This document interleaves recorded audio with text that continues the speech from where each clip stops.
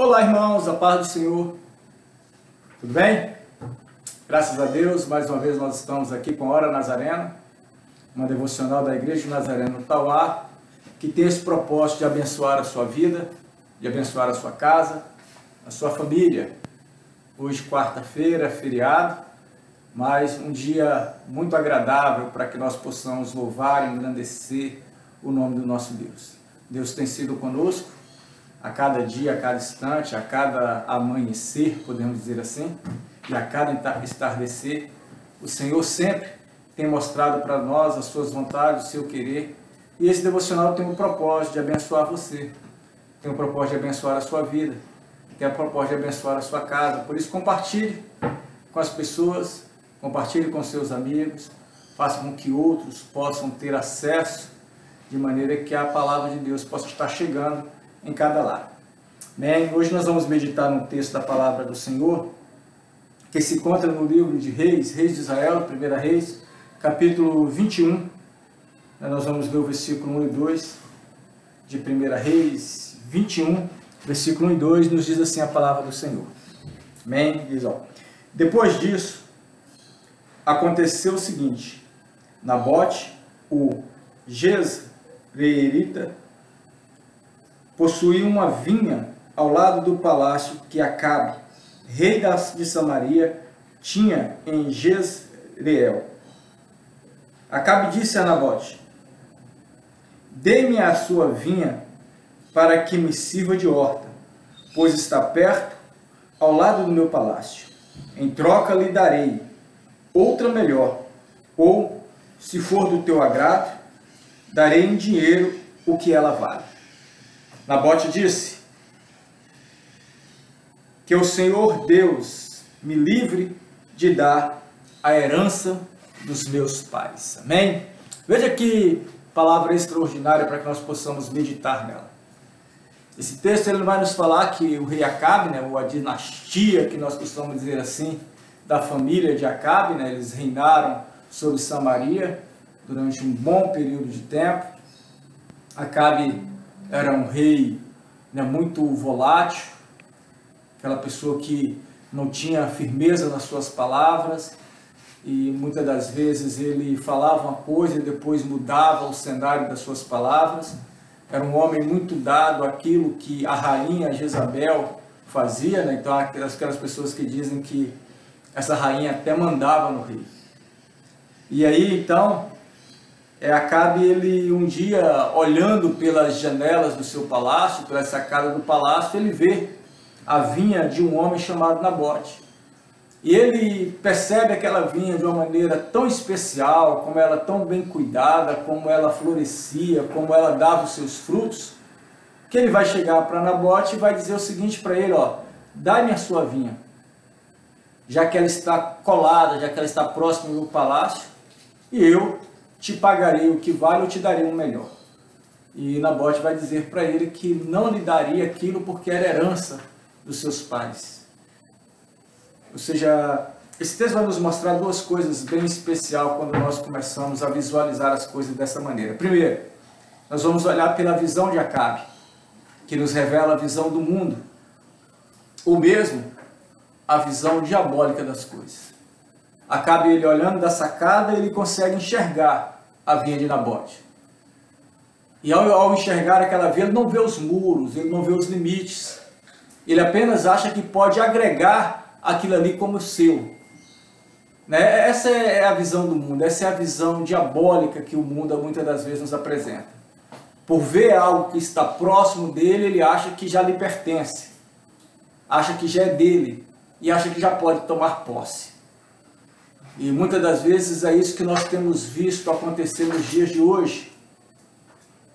Satanás, com os seus emissários, com as coisas deste mundo, ao observar as coisas que estão em proximidade com ele, automaticamente ele já pensa porque poder ser dono, poder possuir, poder levar, só porque está próximo. E ele não respeita os limites, ele não respeita os muros, ele não respeita a história daquilo, que esse é o outro lado. Acabe, quando vê aquilo ali e sabe que está próximo do seu muro, ele não quer saber como é que aquele homem adquiriu aquela vinha. Ele apenas quer tomar posse dela. E de tal maneira que o texto, se você dar continuidade, vai dizer que Acabe, quando sai dali, escuta a resposta da Nabóte, ele fica até sem comer. Ele entra, né, num cenário depressivo tão grande. Mas por quê? Assim como ele não respeita os limites, assim como ele não respeita os muros, né, que colocavam no limite, ele também não respeita a história. Para ele, tanto faz a maneira como o Nabóte adquiriu aquelas coisas. Ele sempre acha que poderia possuir. Satanás é assim. Ele não quer saber a história. Ele não quer saber das suas lutas. Ele não quer saber qual foi o preço pago por esta conquista. Como é que você chegou a essa posição? Ele simplesmente acha ter direito de assumir aquele algo porque está próximo dele. E aí ele cria circunstâncias, situações, e se a gente não vigiar, se a gente não ficar atento, a gente pode cair. Assim é Satanás. Mas nós temos uma outra visão de nós olharmos para isso, a visão de Nabóte, que era aquela que deve ser a visão da igreja do Senhor. Ele chega para Nabóte, para Acabe, e vai dizer o seguinte: longe de mim te vender a herança dos meus pais. Veja que Acabe, mesmo da maneira a qual ele queria possuir daquilo, ele não usou de injustiça, porque ele era rei, e ele poderia simplesmente mandar que Nabóte saísse daquele lugar e tomasse posse dali. Ele era rei, e como rei, de certa maneira, todas as terras de Samaria pertenciam a ele. Então ele era o dono de tudo. Essa é a grande diferença, por exemplo, do que nós podemos enxergar entre um país onde ela é liderada ou governada por uma monarquia, de um país que é, de certa maneira, democrático, seja ele de modo republicano ou, né, de qualquer outro modo. É que num lugar onde é monarquia, o rei, ele é dono de tudo. E por ser dono de tudo, ele pode simplesmente tomar posse daquilo ali a hora que ele quiser. Então, por mais que, por exemplo, se você comprar uma terra, né, vamos colocar aí na Inglaterra, ou mesmo nas ilhas que pertencem à Inglaterra, fora do território britânico, né, você apenas adquire uma autorização para possuir aquelas terras. Mas a hora que o governo, a hora que a monarquia quiser, ela pode te tirar dali. Então, Acabe, ele poderia simplesmente chegar e a hora que ele quisesse tirar Nabóte dali. Mas ele ainda tentou usar de justiça quando ele chega para ele e fala assim: eu te darei algo melhor, ou seja, talvez maior, em uma localização melhor, um lugar mais fértil, talvez ao próximo rio, ou te pagarei aquilo que vale, aquilo que é justo.